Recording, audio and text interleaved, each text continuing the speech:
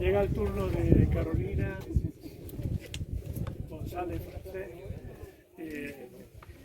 Ella tiene la encomienda de acercarnos a lo que fue un importantísimo centro losero de la comarca de Tirajana. Este es uno de los enclaves que, según Carolina, creo que ya están un poco haciendo alguna tarea para intentar recuperar un poco la imagen de este centro losero. Ella tiene la palabra.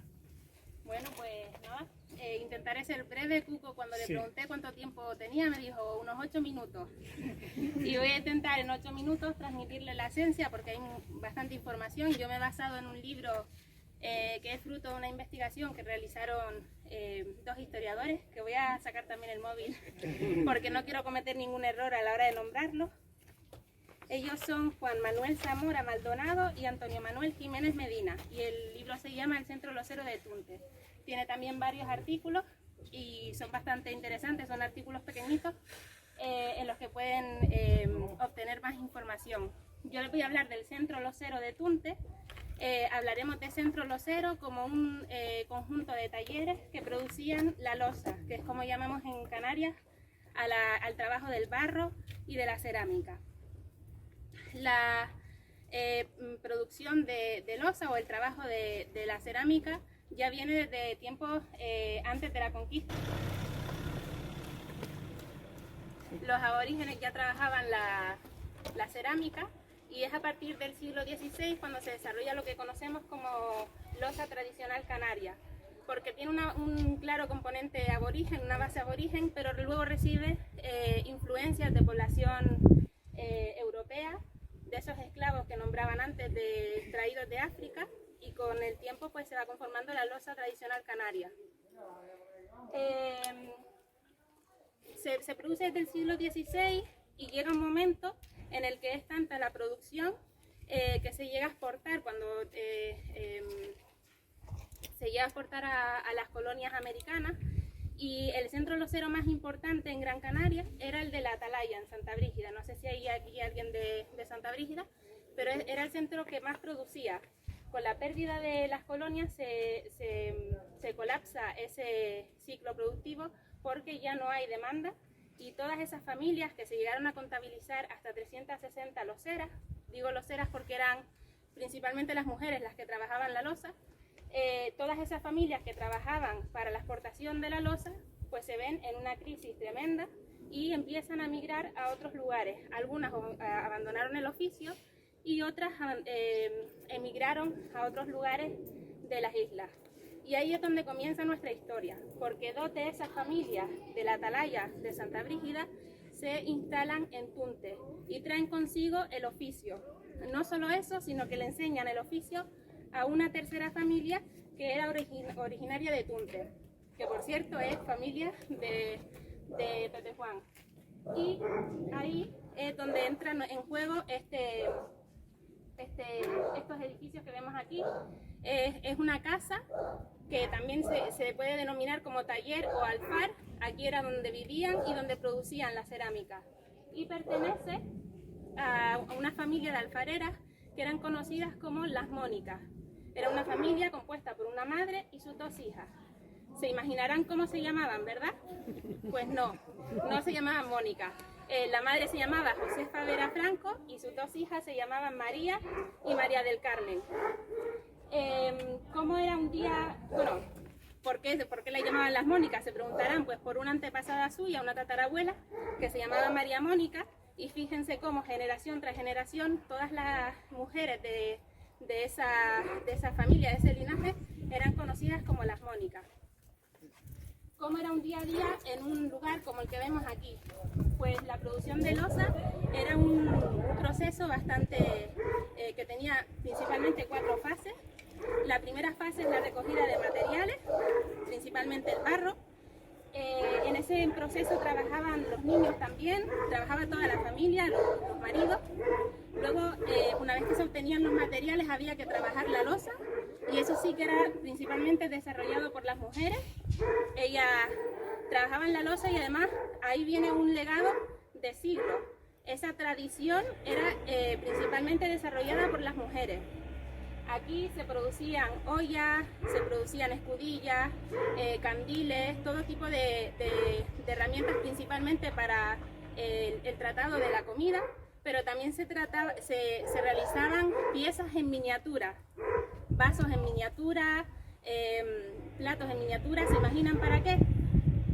Para esos niños que participaban también en la elaboración o que iban a buscar materiales, para esas niñas que en un futuro serían las encargadas de transmitir ese legado a las futuras generaciones. Y una vez que las mujeres realizaban la cerámica, que es importante resaltar que siempre se hizo a mano, nunca se utilizaba el torno, y además se hacía con unos materiales que adquirían con el tiempo un valor sentimental y que era transmitido de generación en generación. Las madres le daban esos útiles a sus hijas y así generación tras generación. Y una vez que ya las piezas estaban realizadas, había que hornearlas, o como decimos en Canarias, guisarlas. Y ese trabajo, al ser un trabajo que ya requería un esfuerzo físico bastante importante, era realizado principalmente por hombres, por los maridos, para que también las mujeres pudieran continuar elaborando nuevas piezas. Como los hombres se dedicaban al guisado, que es el horneado, se le llamaban guisanderos y así aparecen en los documentos, y las mujeres que preparaban la loza y la trabajaban eran denominadas loceras.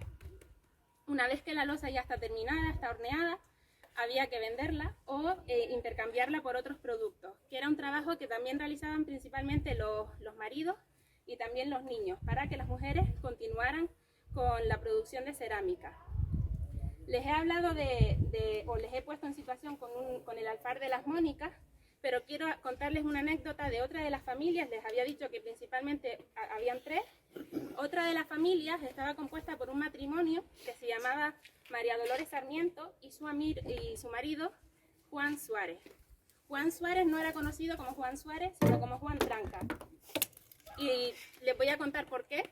Y es que cuando Juan iba a vender sus piezas, las piezas que se había elaborado en su taller, y iba repartiendo las piezas por ahí, pues en algunas ocasiones, estas cosas pasan, pues las piezas venían un poquito defectuosas y se les salía poco el agua. Nosotros hoy en día, si nos ocurre esa situación, vamos con el ticket a Roca y le decimos, oye, devuélveme el dinero o cámbiamelo por otro producto. En aquella época, ¿qué se hacía? Pues cuando volvías a ver a Juan, oye Juan, que las escudillas el otro día que me diste se le sale el agua. La señora, oye Juan, que es que estoy haciendo el potaje y se me sale el agua. Y Juan siempre tenía la misma respuesta para todo. No te preocupes que con el tiempo eso tranca. A la señora, no te preocupes que con el tiempo la olla tranca, ella tranca. Y con el tiempo, pues Juan Tranca era conocido por esa respuesta que siempre le daba a todo el mundo. Bueno, así continuó el trabajo de la loza en Tunte.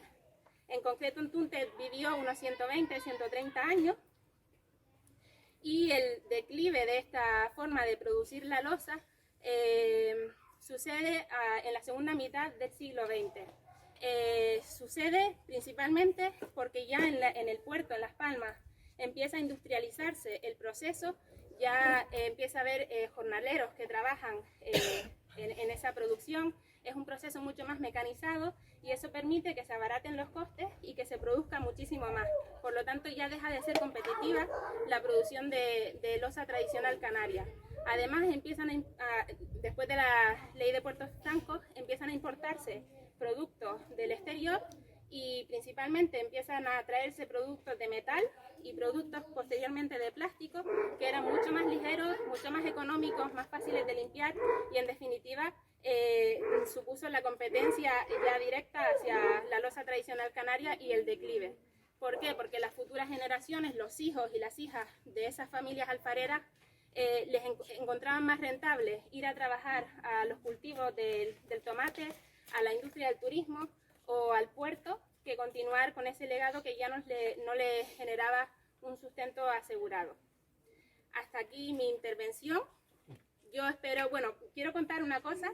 Yo venía con Pepe Juan en el coche, tuve esa suerte y le dije, oye, Pepe Juan, ¿tú conoces a Juan Tranca o conociste a Juan Tranca? Y me dijo, sí, nos tiraba un montón de piedras cuando éramos pequeños. Pepe Juan no me contó qué es lo que él hizo para que el pobre hombre le tirara piedras, pero bueno. Y aquella casa de allí que ven con piedrecitas, resulta que es de descendientes de Juan Tranca. Entonces es bonito porque caminamos por estas calles y a veces no apreciamos, vemos la belleza del lugar, pero no somos conocedores del patrimonio que alberga, ¿no? Y sobre todo el patrimonio oral. En el libro que les comentaba antes se usa mucho ese patrimonio oral, esos descendientes de los últimos alfareros y alfareras. La alfarería en Tunte dejó de desarrollarse cuando fallecieron las dos mujeres, la última de las Mónicas y María Dolores Sarmiento, la mujer de Juan Tranca. Una vez que ellas fallecieron, terminó por completo la producción de loza en este lugar. Yo espero que les haya quedado más o menos claro y que les haya transmitido la esencia. Si les he dado mucha información, ustedes no se preocupen, que como decía nuestro amigo Juan, eso con el tiempo tranca.